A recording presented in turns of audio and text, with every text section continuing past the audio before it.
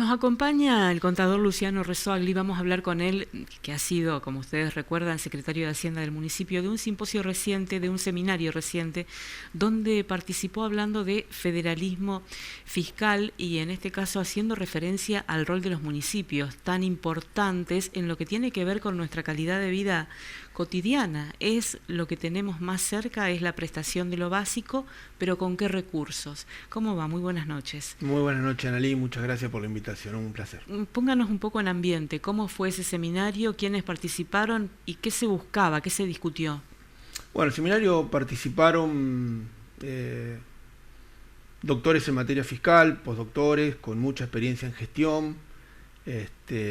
No quiero nombrar uno y otro no porque va a ser injusto, pero profesionales con experiencia en gestión a nivel nacional, a nivel provincial, ministros, gente de gestión nacional, que estuvimos viendo los distintos aspectos del federalismo. O sea, no puede haber federalismo sin federalismo fiscal, no puede haber competencias si no hay recursos suficientes para avalar esas competencias o esas funciones.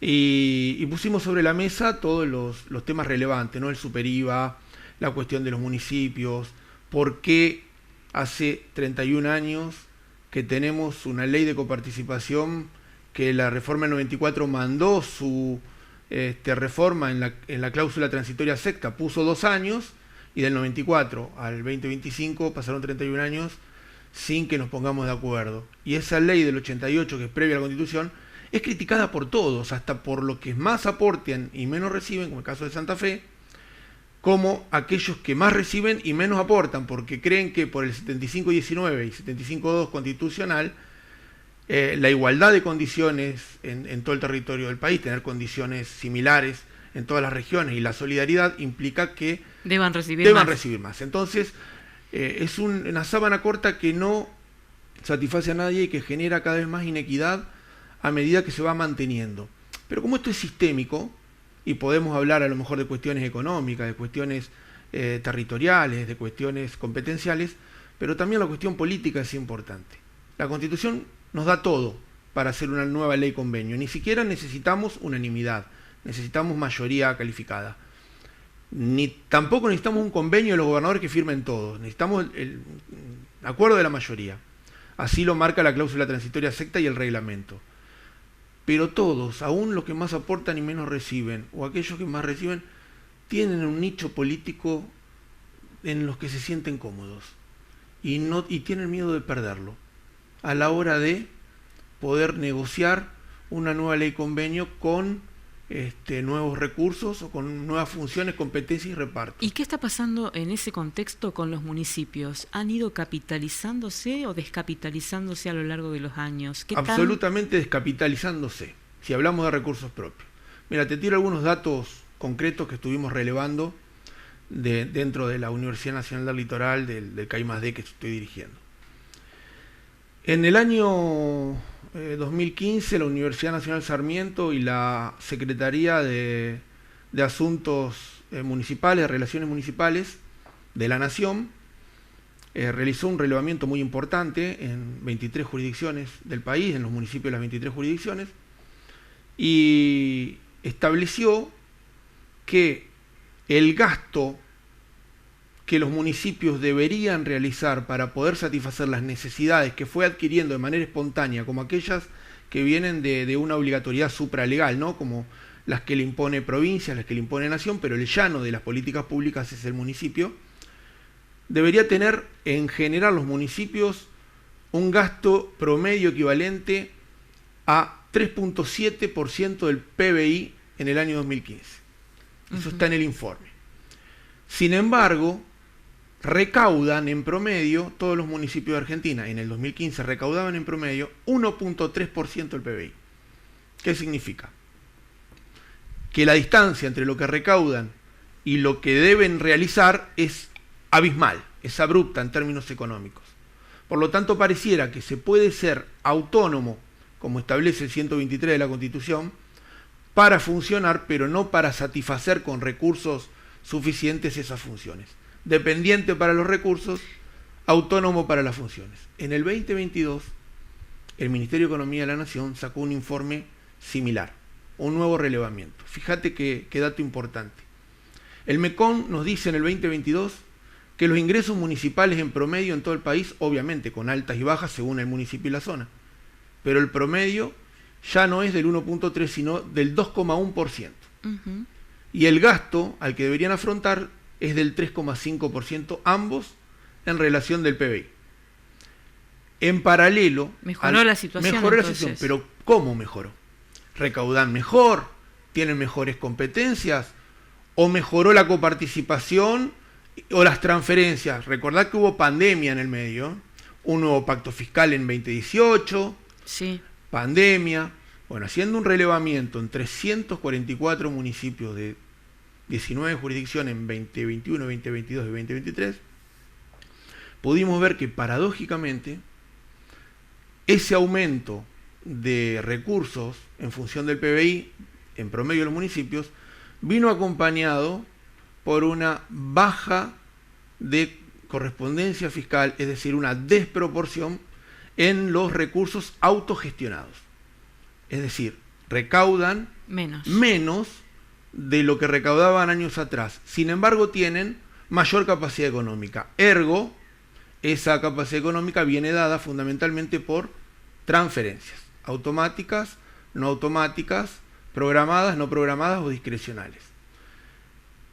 También es importante el dato, fíjate, en el 2014 la misma Secretaría de Relaciones de Asuntos Municipales estableció que los recursos endógenos dentro de los recursos corrientes de un municipio, los recursos corrientes son aquellos que necesita para funcionar, no para obras o para vehículos, maquinaria, esos son recursos de capital.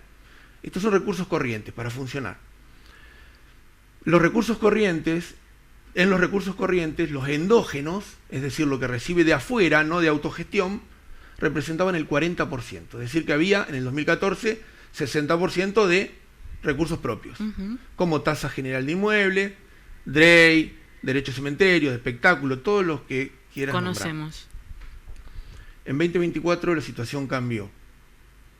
En 2024 el relevamiento dio que da recursos propios dentro del 100% de recursos corrientes, tenés entre un 36 y un 52%.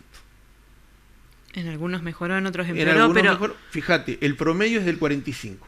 Bajamos entre 10 y 15 puntos porcentuales.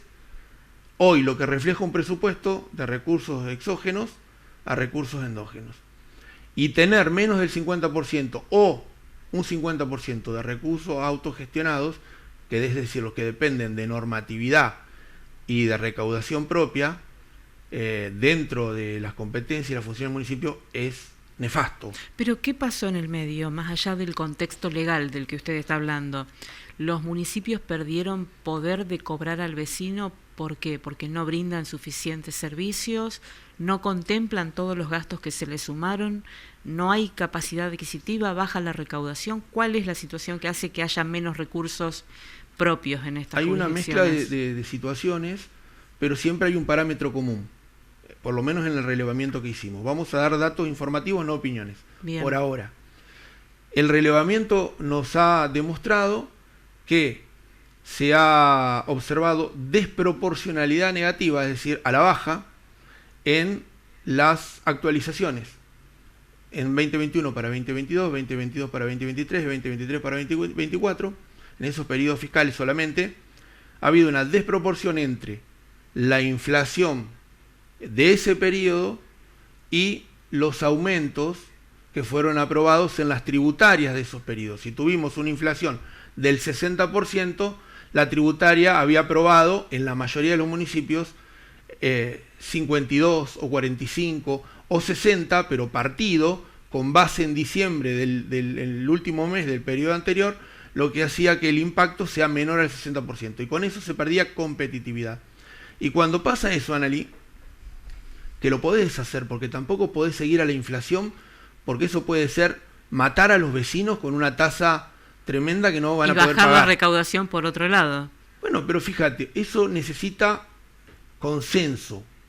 Para eso son las audiencias públicas, para eso es el cabildo abierto, para eso una ordenanza tributaria debe someterse a audiencia pública, a vecinales, a la Federación de Vecinales, por ejemplo, si hablamos del caso de Esperanza, a SICAE, a UCOE, para decir, bueno, con este aumento, ¿qué podemos dar? La correspondencia fiscal no solamente es cobrar lo adecuado para un grupo de personas en función de lo que se recibe, proporcionalidad, sino también implica sostenibilidad y flexibilidad. Poder hacer cambios en el sistema de compras, en la marca de los productos, en la distribución de los servicios, que sea consensuado con la ciudadanía para que podamos gastar en función de lo que recaudamos. Parece que noto una diferencia ya con la gestión actual en este sentido, porque usted me habla de consensuar, de convocar a vecinales, a actores de la sociedad civil, es un poco lo que hacían en la gestión anterior y entiendo que es lo que marca que no se está haciendo ahora. Pero sí, ¿hay yo no alguna quiero ser cuestión autorreferencial porque en realidad estoy fuera ahora de la política, me tocó un cargo de gestión que ocupé de la forma más honesta y responsable posible. Pero sí, obviamente, como estudioso y como persona que paga sus impuestos, creo que el consenso con la ciudadanía es la clave de la gobernanza local y tiene que ir acompañada de una sostenibilidad. Como en la ley del año 2005 nacional se obliga a las empresas prestadoras de servicios públicos a una audiencia previa para cualquier modificación, esto debería ser el pilar fundamental para cualquier aprobación de ordenanza tributaria o presupuesto en todas las ciudades, no solamente en la ciudad de Esperanza. Y como contribuyente de Esperanza, ¿qué opina acerca de la actualización de la tasa y también como especialista? Bueno, te voy a dar una opinión como vecino. A ver. Pienso que la actualización era absolutamente necesaria porque eso no significa que se haya hecho bien. Era necesaria porque estuvo pisada. La mayoría automática, cuando a mí me tocó ser secretario de Hacienda, nunca aprobaron lo que nosotros pedíamos, que era ajustar contemplando las necesidades de los vecinos, pero no quedar desfinanciados. Pareciera que siempre tuvimos que remar el desfinanciamiento y siempre terminamos con superávit fiscal, pero más allá de eso, una recomposición de la tasa era absolutamente necesario. Ahora, el 150% o el 100%, más luego seguir la inflación mes a mes sobre la base del mes anterior, como fue el año pasado, la verdad que nos terminó convirtiendo en la tasa más cara de Argentina. ¿Tanto así? Y es una de las más caras, pues fue la que más se actualizó. Vos agarrás ahora la inteligencia artificial, ponés en el chat GPT, sí, el caso de Esperanza y te lo tira la inteligencia artificial, como un caso emblemático de actualización desproporcionada de la tasa. Pero, más allá de esta opinión, que te lo digo como contribuyente, este año se actualizó la base de la mínima y también tuvo un tope respecto del máximo. Para que la gente entienda, la tasa general de inmuebles funciona con una polinómica, que tiene fundamentalmente tres elementos. Los servicios con los que cuenta ese sector, el tipo de barrio, no es lo mismo el centro que un residencial paisajístico, y el valor de la propiedad, los metros de frente que dan a la calle, la utilización y el valor catastral. Los aumentos que se le da impactan o se realiza el aumento en cada una de estas secciones, y luego también funciona como tope en el monto total que tiene que dar la boleta. O sea, por un lado la aumenta, pero por otro lado también da un tope a la polinómica que te podría dar un monto mayor. En los barrios más carenciados, que tienen menos servicios, ese aumento generalmente no topea, o no topea en los primeros meses. Tiene que pasar 6, 7, 8 meses hasta que topea. Pero en los barrios más populosos, más económicamente importantes de la ciudad, se enerva mucho más rápido el topper en función de la capacidad económica. Quiere decir que cuando nosotros realizamos este tipo de modificaciones tributarias, que son desproporcionadas, digamos, entre la base y el máximo, lo que acabamos de hacer es que los sectores menos favorecidos terminan pagando una incidencia fiscal, con una incidencia fiscal mucho más elevada, una presión tributaria mucho más alta que aquellos que están en barrios con todos los servicios y que tienen un valor, digamos, de mercado importante sus propiedades. Te lo pongo en un ejemplo claro. Una casa en el centro que cuenta con todos los servicios está pagando hoy en promedio de tasa 25.000, 26.000 pesos, aquí en Esperanza. Villa Balneario, que es de la ruta 6, Urquiza al 90, paralela a la ruta, la colectora, que se llama Urquiza, está pagando de tasa hoy 15.000, 16.000 pesos. Solamente tiene luz y hay que caminar 100 metros para tirar la basura en un tacho. Uh-huh. No pasa basurero, no pasa regador, enfrente no corta nunca el pasto. Entonces, ¿a qué voy con esto? A que la diferencia entre la comodidad del asfalto, el barrido todos los días, el alumbrado y el recambio constante, no tiene diferencia económica con aquellos barrios que están siendo más marginados. Pero esta tasa cubre o diferencia mucho lo que es la cobertura de los servicios, de las prestaciones, a lo que ustedes tenían. Sí, por supuesto. Está mucho más equilibrada porque, sinceramente, nosotros administramos miseria. Nuestra tasa municipal estaba muy por debajo de la actualización necesaria. Cuando digo nuestra tasa municipal, estoy hablando del último gobierno del intendente Ana Meina. Sí, el periodo 2023, digamos. Sí. Pero teníamos que hacer una reingeniería constante de nuestro sistema de compra, de nuestra forma de prestación de los servicios, del manejo del personal municipal, para que pueda haber calidad y sostenibilidad. Pero logramos ese cometido. Hoy se cuenta con bastantes más recursos en ese sentido. Pero también hay, considero, en general, no estamos hablando en el caso de Esperanza, una mayor necesidad o una mayor dependencia a los recursos exógenos. Voy a ese tema porque dicen referentes de municipios y comunas que bajó mucho la recaudación por causas exógenas, porque bajó lo que aporta el Estado Nacional a las provincias y a su vez eso se traslada. Algunos hablan de un 40% en la baja, no sé si es un número que usted tiene corroborado, pero o si lo ve posible.